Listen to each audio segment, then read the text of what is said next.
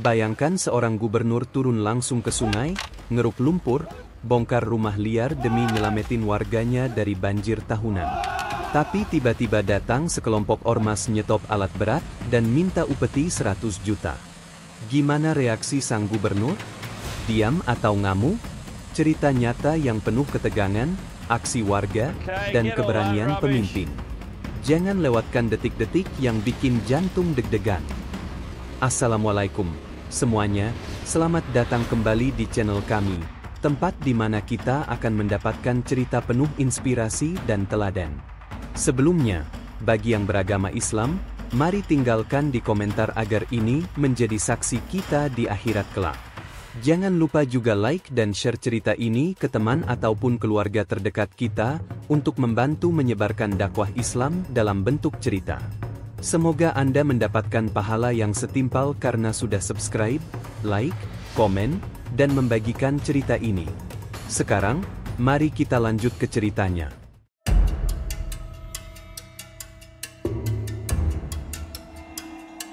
Pagi itu, langit Jawa Barat mendung. Tapi Dedi Mulyadi udah siap-siap dari subuh. Sarung diganti celana lapangan, kopi pahit diseruput sambil nunggu tim PU datang. Udah siap? Hari ini kita mulai pengerukan Sungai Cibaligo. Serunya ke anak-anak muda dari Dinas PUPR yang udah standby di depan truk kuning. Sungai Cibaligo tuh udah lama bikin masalah. Tiap musim hujan pasti aja banjir. Rumah warga jadi kolam dadakan. Anak-anak main bebek-bebekan di ruang tamu. Masalahnya, dasar sungai makin dangkal. Terus banyak rumah-rumah liar berdiri seenaknya di atas sungai. Kayak enggak ada pemerintah aja. Dedi yang emang punya gaya nyeleneh tapi tegas akhirnya bilang, udah cukup. Jangan tunggu Jakarta tenggelam baru sadar. Kita benahin sekarang. Maka dimulailah hari itu, pengerukan sungai, pengangkatan sampah, dan pembongkaran rumah-rumah ilegal yang berdiri pakai kayu seadanya, atap seng, dan kabel pelen nyambung dari tiang tetangga. Pak, itu rumah udah 5 tahun di situ. Yang punya ngaku-ngaku udah bayar ke RT, celetuk salah satu staf. Dedi cuma nyengir. Kalau RT-nya ngerasa pemilik bumi, saya laporin ke Tuhan langsung. Semua tertawa, tapi kerja terus jalan. Alat berat mulai turun. Ekskavator mencangkul lumpur-lumpur hitam. Air sungai perlahan ngalir lagi. Tapi kedamaian itu enggak lama. Jam 2 siang, saat panas udah mulai turun, datanglah iring-iringan motor dan mobil hitam. Ada satu mobil Avanza dengan stiker besar, Ormas Pemuda Semesta. Dedi lagi duduk di atas batu sambil ngunyah combro, langsung berdiri. Wih, siapa tuh? Mau gotong royong atau mau dagang combro juga? Ucapnya setengah bercanda. Ternyata mereka datang dengan wajah serius. 6 orang turun dari mobil. Sebagian pakai rompi ormas. Sebagian lagi bawa map kayak mau ngasih proposal. Assalamualaikum, Pak Dedi. Waalaikumsalam. Ada apa, Kang? Mohon maaf, ini wilayah kerja kami. Setiap alat berat yang masuk sini harus koordinasi. Ada iuran solidaritas sebesar 100 juta. Dedi diam. Senyumnya menghilang. Maaf, tadi saya kurang dengar. Berapa? 100 juta. Buat operasional lapangan dan keamanan alat. Dedi melotot. Tangannya langsung narik rokok dari saku. Kalian pikir ini taman hiburan? Ini kerjaan pemerintah buat rakyat, bukan buat nyetor ke ormas. Alat berat ini dibayar pakai APBD, bukan amplop lebaran. Suasana mulai panas. Para pekerja berhenti. Warga mulai berdatangan ngelihatin dari kejauhan. Tapi perwakilan ormas tetap ngotot. Bahkan 2 orang di belakangnya udah ngecek-cek alat berat. Pak, kami enggak mau ribut. Tapi kalau enggak ada penyelesaian, alat ini kami amankan dulu. Dedi berdiri maju 2 langkah. Wajahnya udah enggak senyum. Silakan amankan. Tapi satu yang harus kalian tahu, kalau hari ini kalian nyentuh alat ini, besok pagi saya pastikan kalian yang saya amankan. Langit mulai gelap. Tapi emosi Dedi udah duluan gelap. Dia nyamperin alat berat yang sempat dihentikan paksa sama ormas itu. Beberapa operator udah ketakutan nanya, "Pak, lanjut enggak ini?" Dedi nyuruh semua minggir. Dia naik ke atas ekskavator, pegang mic yang biasa dipakai pengumuman. "Halo warga semua. Hari ini saya cuma mau ngomong satu hal, ini sungai buat kalian. Anak-anak, kalian bisa main air lagi tanpa takut diseret arus kotor. Tapi kalau ada yang berani ganggu alat berat ini, berarti dia musuh kita semua." Suara Toa menggema. Warga makin banyak yang ngumpul. Beberapa udah mulai tepuk tangan. Perwakilan ormas mulai mundur pelan, tapi satu orang masih keras kepala. "Pak Dedi, ini bukan soal sungai doang, ini wilayah kami. Kalau enggak ada kesepakatan, bisa rusuh." Dedi turun dari ekskavator, jalan cepat ke arah orang itu, berhenti 1 meter di depannya. "Kamu tahu nggak? Saya ini udah makan asam garam politik dari zaman kamu masih main gundu. Kalau mau rusuh, ayo. Tapi jangan lari pas polisi datang." Satu kalimat itu bikin suasana hening. Ormas itu akhirnya mundur. Tapi mereka sempat bilang, "Kami akan kembali besok." Pak Dedi pikirin lagi permintaannya. Dedi cuma nyengir, "Saya juga bakal balik besok. Tapi bukan buat mikir, buat kerja." Keesokan paginya, suasana sungai Cibaligo adem ayam. Kabut tipis masih naik dari permukaan air. Tapi yang bikin heboh, tiba-tiba ada warung kopi berdiri di pinggir sungai lengkap dengan banner, "Warung Kopi Normalisasi." Ternyata itu ide Dedi sendiri. Biar warga ngumpul di sini. Jadi kalau ada yang gangguin lagi, kita rame-rame lawan sambil ngopi, katanya sambil duduk di bangku kayu, menyeruput kopi hitam. Warga berdatangan. Ada yang bawa anak, ada yang sambil jualan gorengan, ada yang cuma penasaran. "Pak, hari ini ormasnya datang lagi enggak?" "Kalau datang kita jamu, tapi kalau bawa urusan enggak jelas kita suruh pulang," jawab Dedi santai. Walaupun di dalam hati dia masih panas. Tim PU udah kerja lagi. Operator ekskavator udah mulai ngaduk lumpur. Sungai pelan-pelan makin lebar. Airnya mulai ngalir deras. Dedi puas, tapi dia tahu ini belum selesai. Benar aja, sekitar jam 10 pagi datang lagi iring-iringan kendaraan. Kali ini cuma 2 mobil, lebih sepi tapi isinya tetap orang-orang yang kemarin. Dedi berdiri dari warung kopi. "Nah, tamu spesial datang lagi." Yang datang bukan ketua ormas kemarin, tapi ada satu orang berbadan besar pakai kacamata hitam turun dari mobil Avanza, ngaku-ngaku sebagai penghubung lapangan. "Saya cuma mau mediasi, Pak Dedi. Jangan dibawa panas." "Mediasi apaan? Ini bukan tawar-menawar di pasar ikan. Ini proyek publik," kata Dedi. Nada suaranya makin tinggi. "Orang itu buka map. Kita punya surat pengelolaan wilayah RW 06. Ada kesepakatan dulu sama Pemda lama." Dedi ambil surat itu, lihat sekilas. "Ini surat? Kayak gini di tempat saya bisa beli 100 lembar. Tiba-tiba muncul sosok yang udah dikenal warga. Mang Usep, tangan kanan Dedi, mantan preman pasar yang sekarang ikut bantuin di lapangan. Rambut cepak, badan kekar, suara berat kayak mesin gilingan kelapa. "Pak Dedi, saya yang urus ya." Dedi ngangguk. "Tapi jangan pakai tangan, pakai otak. Kalau tangan udah turun, itu terakhir." Mang Usep nyamperin orang ormas, duduk di pinggir trotoar bareng mereka. Mulai bicara pelan tapi tajam. "Kalian tahu nggak? Warga di sini tiap tahun kebanjiran. Anak-anak masuk angin, emak-emak nyuci di ember karena dapur tenggelam. Lalu kalian datang minta 100 juta buat apa? Buat nyewa payung pas hujan?" Orang ormas mulai gelisah. Mereka sadar warga yang ngumpul di sekitar warung kopi udah mulai bisik-bisik. Mang Usep lanjut, "Saya dulu juga preman. Tapi sekarang saya sadar, lebih keren jadi pelindung rakyat daripada jadi benalu rakyat." Akhirnya ormas itu cabut tanpa kata, tanpa pamit. Setelah insiden itu, suasana proyek jadi lebih ringan. Warga mulai ikutan bantuin. Ada yang bantu buangin sampah ke truk, ada yang bawa makanan buat petugas. Bahkan anak-anak kecil ngelukis mural di tembok pinggir sungai. "Pak Dedi, ini udah kayak pesta rakyat," kata salah satu ibu sambil nyodorin tumpeng mini. Dedi ketawa. "Bukan pesta, Bu. Ini perayaan akal sehat."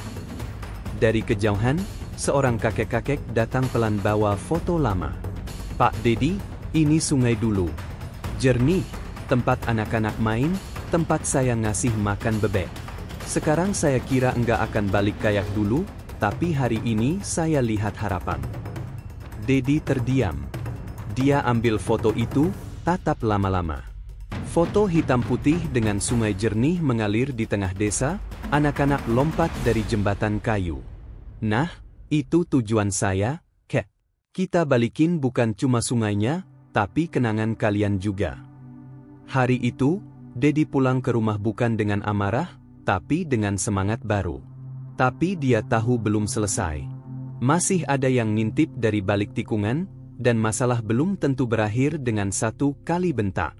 2 hari setelah suasana adem, tiba-tiba ada yang janggal. Di pos jaga proyek sungai, ditemukan sebuah surat kaleng, ditulis tangan di atas kertas buram, dilipat asal, dan dilempar begitu aja ke meja warung kopi.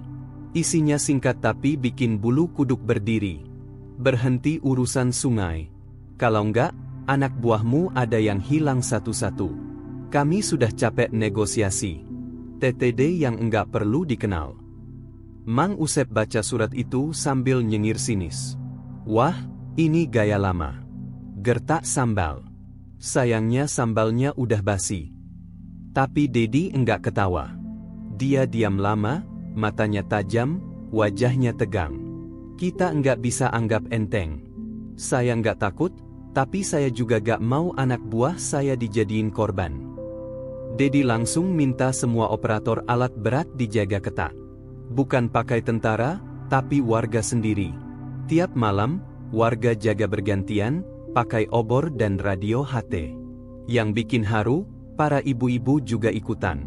Ada yang masakin bubur, ada yang nyiapin kopi, ada yang jagain anak-anak sambil suaminya ronda. "Ini bukan proyek Dedi doang, ini proyek kita semua," kata Bu Rini, ibu PKK yang jadi komandan nasi kotak. Sekitar jam 2 dini hari, pas langit lagi gelap-gelapnya dan kabut turun tebal, terjadi keributan kecil di pinggir sungai. 2 orang tak dikenal terekam CCTV lokal warga mondar-mandir dekat truk proyek. Mereka pakai hoodie, wajah ketutupan masker. Untungnya, Ujang, pemuda kampung yang lagi ronda, curiga dan langsung kejar. Enggak pakai lama, 1 orang berhasil kabur. Tapi 1 lagi kepeleset masuk got dan langsung diangkut warga. Dedi datang pagi-pagi. Orang yang tertangkap diam 1000 bahasa, tapi di tasnya ditemukan alat pemotong kabel dan 1 botol bensin kecil. "Niatan mau sabotase," gumam Dedi. "Ini bukan soal uang lagi. Ini soal orang yang takut perubahan." Polisi akhirnya turun tangan, tapi Dedi tetap gak surut. "Saya sudah pernah diancam waktu bersihin pasar, bersihin gorong-gorong, sampai bersihin oknum. Tapi selama rakyat masih di belakang saya enggak akan mundur 1 senti." Dan benar aja, berita tentang ini viral. Banyak netizen mendukung, bahkan banyak yang kirim bantuan makanan dan minuman buat warga yang ikut ronda malam. Dedi makin semangat, tapi dia juga tahu, penyergapan terakhir pasti akan lebih besar. Pagi masih buta, kabut tebal, burung belum sempat bangun. Tiba-tiba 3 mobil pick-up datang ngebut ke lokasi proyek. Turun sekitar 10 orang bertopeng, bawa balok dan rantai besi. Mereka langsung nyerbu truk proyek dan berusaha ngegembok ban alat berat. Tapi kali ini mereka salah waktu. Di balik kabut, udah ada barisan warga yang standby. Ada Mang Usep, Ujang, dan hampir 30 orang warga dewasa berdiri membentuk barikade, lengkap dengan senter, tongkat bambu, dan semangat tak gentar. Mang Usep melangkah maju. Mau nyari masalah subuh-subuh? Salah tempat, salah waktu, salah musuh. Tapi para penyerang enggak peduli. Satu orang lempar batu. Warga langsung sigap. Teriakan pecah. Adu dorong terjadi. Dedi yang kebetulan baru datang dari mobil dinas langsung turun dan teriak. "Hei, kalian pikir ini proyek pribadi? Kalian pikir kalian bisa hambat pembangunan cuma karena minta jatah?" Dia berdiri di tengah keributan. Tangan kosong, suara penuh tenaga. "Kalau kalian sentuh warga saya, berarti kalian sentuh saya." Polisi datang beberapa menit kemudian. Penyerang bubar, sebagian ditangkap. Tapi yang jelas, setelah itu tak ada satupun dari ormas bayangan itu muncul lagi. Warga bersorak. Bukan karena menang, tapi karena mereka tahu, hari ini mereka berdiri buat sesuatu yang benar. 2 minggu setelah insiden terakhir, langit Jawa Barat cerah banget. Matahari seakan paham. Hari ini, Sungai Cibaligo resmi selesai dinormalisasi. Pengerukan rampung. Rumah-rumah liar sudah diganti ruang terbuka hijau. Jalur inspeksi rapi, lengkap dengan taman kecil, kursi beton, dan pohon rindang yang baru ditanam. Anak-anak mulai main ke pinggir sungai lagi. Ada yang nyebur, ada yang main layangan, ada yang sekadar lari-lari sambil bawa balon warna-warni. Dan di tengah semua itu, berdiri panggung kecil dari bambu dengan spanduk bertuliskan, "Syukuran rakyat. Sungai bukan tempat sampah, tapi tempat hidup." Dedi Mulyadi naik ke panggung. Gak pakai jas resmi, cuma baju batik dan topi khas Sunda. Senyumnya lebar, matanya sedikit berkaca-kaca. "Bapak Ibu, dulur-dulur sadayana. Hari ini saya bahagia, bukan karena sungainya udah bersih, tapi karena kalian semua mau ikut bersihin." Warga tepuk tangan ramai. Beberapa ibu-ibu nyiapin tumpeng, beberapa bapak pasang sound system. Musik degung pelan mengalun. Dedi melanjutkan, "Saya tahu perjuangan ini gak mudah. Dari ormas yang nyari jatah sampai ancaman sabotas. Tapi saya percaya satu hal, kalau rakyat satu suara, enggak ada kekuatan yang bisa mengalahkan." Warga makin semangat. Bahkan Ujang, si ronda malam, sekarang jadi pahlawan lokal. Dapat penghargaan dari Pemda. Bahkan katanya mau dilamar tetangga sebelah gara-gara viral. Sore itu, Dedi duduk di pinggir sungai. Kakinya dicelupin ke air.